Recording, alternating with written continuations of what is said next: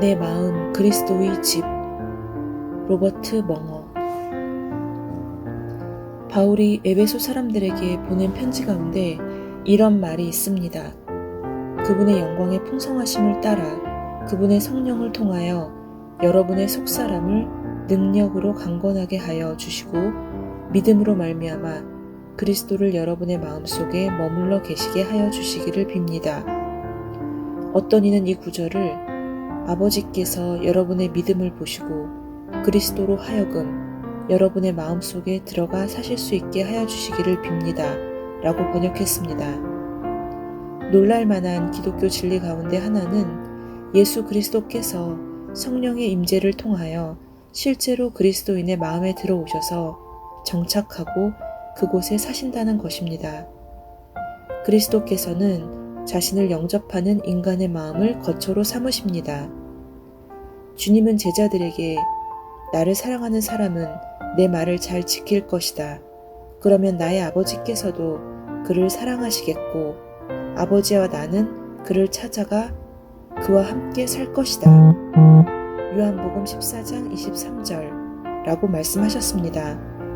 그러나 동시에 예수님은 그들을 곧 떠날 것이라고 말하셨습니다. 요한복음 13장 33절. 제자들은 이 말씀을 이해하기가 힘들었습니다. 어떻게 예수님이 그들을 떠나는 동시에 그들 속에 있을 수 있겠습니까? 우리 주님이 나는 너희가 있을 곳을 마련하려 간다. 너희를 나에게로 데려다가 내가 있는 곳에 너희도 함께 있게 하겠다. 요한복음 14장 2절로 3절 라고 말씀하실 때 사용했던 단어와 유사한 말, 있을 곳을 여기서도 사용하신 것은 매우 재미있는 일입니다. 여러분은 자신이 제자들이 살 장소를 마련하려고 하늘로 가시고 언젠가 그곳에서 그들을 맞이하라고 하셨던 것처럼 지금 제자들이 그들의 마음속에 예수님을 위한 장소를 준비하는 것이 가능하다고 약속하십니다. 주님이 지금 그들에게 오셔서 그들과 함께 하신다는 것입니다. 제자들은 이 말을 이해할 수가 없었습니다. 어떻게 그것이 가능하단 말입니까? 그 후 오순절이 되었습니다. 살아계신 그리스도의 성령이 교회에 오시자 그들은 예수님이 미리 말씀하신 것을 경험하게 되었습니다. 하나님은 예루살렘의 성전은 물론이고 손으로 지은 어떤 성전에도 오시지 않으셨습니다. 이제 그분은 성령의 부으심이라는 기적을 통해 인간의 마음 안에 살게 된 것입니다. 믿는 자의 몸은 살아계신 하나님의 성전이 되었고 인간의 마음은 예수 그리스도의 거처가 되었습니다. 오순절 사건이 끝난 지 30분 후에 제자들은 예수님에 관해 지난 3년 동안 알았던 것보다 더 많은 것을 알게 되었습니다. 나로서는 내 마음에 그리스도를 위한 장소를 만들어 기꺼이 모셔드리며 그분을 섬기고 거기서 그분과 즐거워하고 그분을 아는 것보다 더 큰 특권을 생각하기가 힘듭니다. 그분을 내 마음에 모셨던 그날 저녁을 나는 결코 잊을 수가 없습니다. 그분이 내 마음에 들어오신 사건은 얼마나 감격적인 일이었는지, 그것은 감정에 고조된 어떤 극적인 사건이 아니라 내 영혼의 중심에서 발생한 엄연한 사실이었습니다. 그분은 내 어두운 마음에 들어오셔서 불을 켜셨습니다. 차가운 난로에 불을 지피고 냉기를 몰아내셨습니다. 그분은 정적이 흐르던 곳에 음악을 연주하셨고 불화가 있던 곳에 조화를 이루기 시작하셨습니다. 그분은 놀라운 사랑으로 공허를 채워주셨습니다. 나는 그리스도께 문을 연 것에 대해 한 번도 후회한 적이 없고 앞으로도 영원히 후회하지 않을 것입니다. 두말할 나위 없이 이렇게 문을 여는 것이 마음을 그리스도의 집으로 만드는 첫 단계입니다. 그분은 보아라, 내가 문 밖에 서서 문을 두드리고 있다. 누구든지 내 음성을 듣고 문을 열면 나는 그에게로 들어가서 그와 함께 먹고 그는 나와 함께 먹을 것이다. 요한계시록 3장 20절 라고 말씀하셨습니다. 당신이 하나님의 실제를 알고 당신 존재의 깊숙한 내면에서 예수 그리스도의 임재를 경험하기 원한다면 단지 마음의 문을 활짝 열고 그분께 제 마음에 들어오셔서 저의 구원자요 주님이 되어 주십시오 라고 요청하기만 하면 됩니다. 그리스도께서 내 마음에 들어오신 후 그분과 깊은 교제를 나누며 나는 이렇게 말씀드렸습니다. 주님, 저의 마음이 주님의 것이 되기를 원합니다. 그리고 이 집의 모든 것을 당신의 것처럼 사용하시기를 원합니다.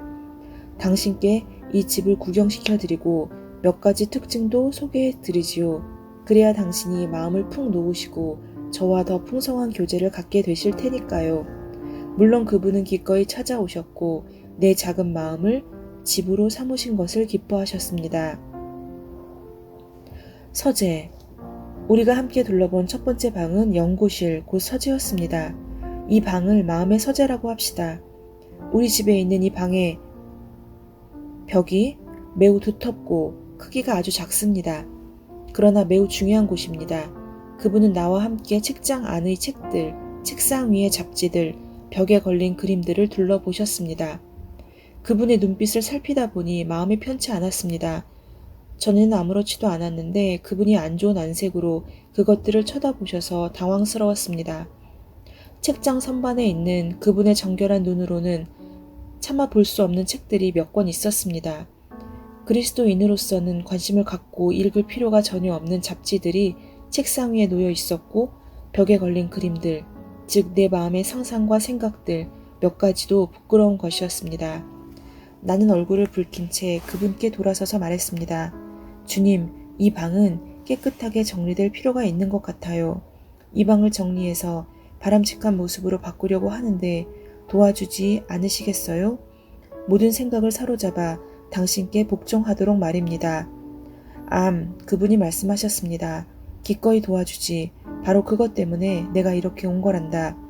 우선 지금 내가 읽고 보는 것 중에서 유익하지 않고 깨끗하지 못하며 참되지 못한 것들은 전부 내다버려라. 이제 빈 선반에는 성경을 꽂아라. 성경 구절을 가득 채워줬고 주야로 묵상하도록 해라. 벽에 걸린 그림에 대해서는 그 떠오르는 내용을 제어하기가 힘들겠지만 여기 도움이 될 만한 것이 있다. 주님은 내게 실물 크기만한 그분의 초상화를 주었습니다. 그리고 마음의 벽 한가운데에 이것을 걸어 놓아라 하고 말씀하셨습니다. 나는 그대로 했고 시간이 지남에 따라 내 생각이 그리스도께 집중될 때 그분의 임재와 정결하심과 권능에 대한 인식이 잘못되고 불결한 상념을 쫓아버린다는 것을 발견하게 되었습니다. 비록 갈등이 완전히 사라지지는 않았으나 이와 같이 그분은 내 생각을 사로잡아 그분께 복종하도록 도우셨습니다. 만약 당신이 이 자그마한 마음의 방 때문에 어려움을 겪고 있다면 그리스도를 그곳으로 모셔드릴 것을 권합니다. 그 방을 하나님의 말씀으로 가득 채우고 그 말씀을 공부하고 묵상하며 언제든지 그 마음의 방에 주님의 즉각적인 임재가 지속되도록 하십시오. 주방. 우리는 서재에서 나와 식욕과 욕구의 방인 주방으로 갔습니다. 이곳은 나에게 매우 중요하고 큰 방입니다. 나는 꽤 많은 시간을 주방에서 보내고 나의 욕구를 채우는데 꽤 많은 노력을 들였습니다. 나는 그분께 말씀드렸습니다. 여기는 제가 좋아하는 방입니다. 여기서 제가 대접하는 음식을 주님이 기뻐하시리라고 믿습니다. 그분은 식탁에 앉아 오늘 저녁은 메뉴가 뭐지? 라고 물으셨습니다. 예, 제가 좋아하는 음식은 돈, 학위, 증권 등이 주식이고 반찬으로는 명성과 행운에 관한 신문 기사들이 있습니다. 나는 이런 세상의 음식을 좋아했던 것입니다.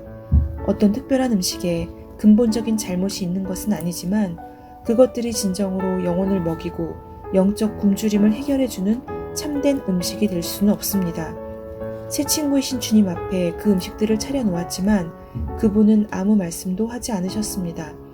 그분이 드시지 않는 것을 보고 나는 다소 불안한 마음으로 여쭤보았습니다. 주님, 차려놓은 음식이 마음에 안 드십니까? 무엇이 잘못되었나요? 그분이 대답하셨습니다. 나에게는 내가 모르는 양식이 있다. 나의 양식은 나를 보내신 분의 뜻을 행하는 것이다. 그분은 나를 다시 쳐다보며 말씀하셨습니다. 진정으로 만족스러운 음식을 원한다면 하늘에 계신 아버지의 뜻을 행하여라.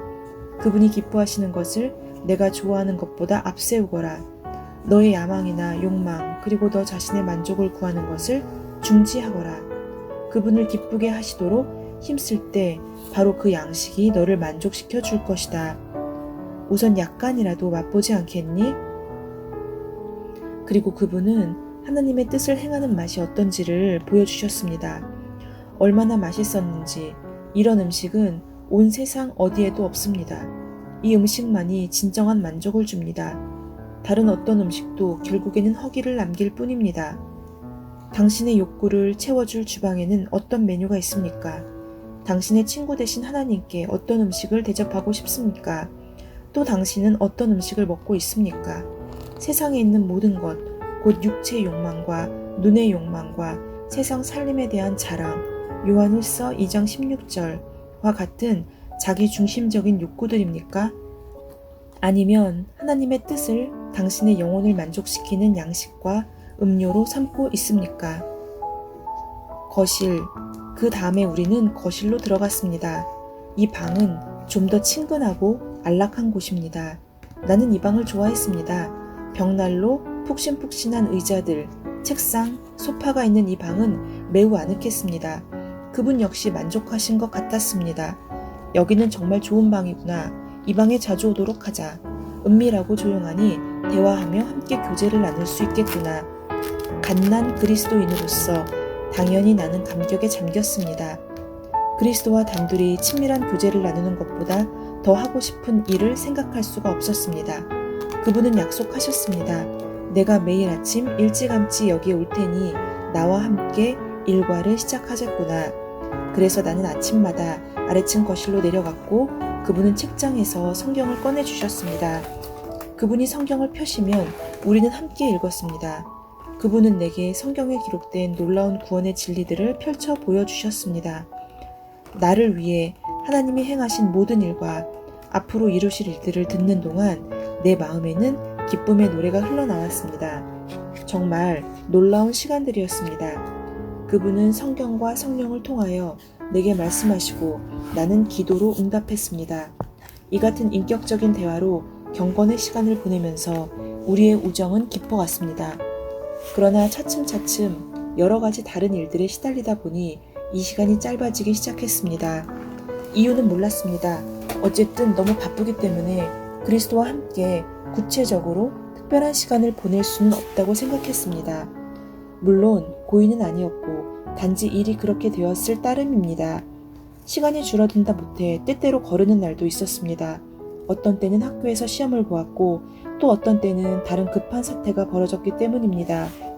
예수님과 대화하는 경건의 시간은 빈번히 밀려나게 되었습니다. 이틀씩 연속적으로 빼먹거나 그 이상 거른 날도 많았습니다. 어느 날 아침 중요한 약속 때문에 황급히 계단을 뛰어내려가던 때를 기억합니다. 거실을 지나치다 방문이 열려있는 안을 들여다보니 벽난로에 불이 지펴져 있고 주님이 앉아 계신 것이 보였습니다. 갑자기 당황스러웠습니다. 저분은 나의 손님이시다. 내가 저분을 내 마음에 모셔드리지 않았던가? 저분은 나와 함께 살기 위해 나의 구원자요 친구로 오셨는데 내가 저분을 무시하고 있구나. 나는 발길을 돌려 머뭇거리며 안으로 들어갔습니다. 시선을 아래로 떨군 채 말했습니다. 주님 죄송합니다. 아침마다 늘 여기에 오셨습니까? 그럼 너를 만나기 위해 매일 아침 여기에 오겠다고 말하지 않았니? 그 말씀에 나는 더욱 부끄러워졌습니다. 그분은 내가 불성실했음에도 불구하고 늘 성실하셨습니다. 나는 그분께 용서를 구했고 그분은 우리가 잘못을 시인하고 올바로 살겠다고 결심하면 늘 그렇게 하시듯이 즉시 나를 용서해 주셨습니다. 그분이 말씀하셨습니다. 너는 이제껏 경건의 시간이나 성경 연구나 기도 시간을 너 자신의 영적 성장에 필요한 수단으로만 생각해왔다. 물론 그것도 중요하지. 그렇지만 이 시간이 나에게도 의미가 있다는 것을 잊고 있구나. 내가 너를 사랑한다는 것을 기억하거라. 나는 막대한 값을 치르고서 너를 구속했고 너와의 사귐을 귀하게 생각한단다. 내가 내 얼굴을 쳐다보기만 해도 내 마음이 따스해지지. 자, 이제는 나를 위해서라도 이 시간을 소홀히 여기지 말아라. 내가 나와 함께 있고 싶어 하든 그렇지 않든 나는 항상 너와 함께 있기 원한다는 사실을 기억하도록 해라. 내가 너를 진정으로 사랑하기 때문이지. 그리스도께서 나와 교제하기를 원하시고 나를 사랑하시고 나와 함께 있기를 원하시고 나를 기다리신다는 진리는 다른 어떤 사실보다도 하나님과의 경건의 시간을 변화시키는 데 커다란 도움을 주었습니다. 그리스도 혼자서 당신 마음의 거실에서 기다리게 하지 마십시오. 날마다 둘만의 시간과 장소에서 말씀과 기도로서 그분과 교제를 나누도록 하십시오. 아멘.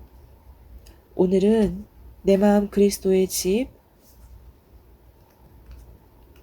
서재, 주방, 그리고 거실을 둘러보았습니다. 하나님께서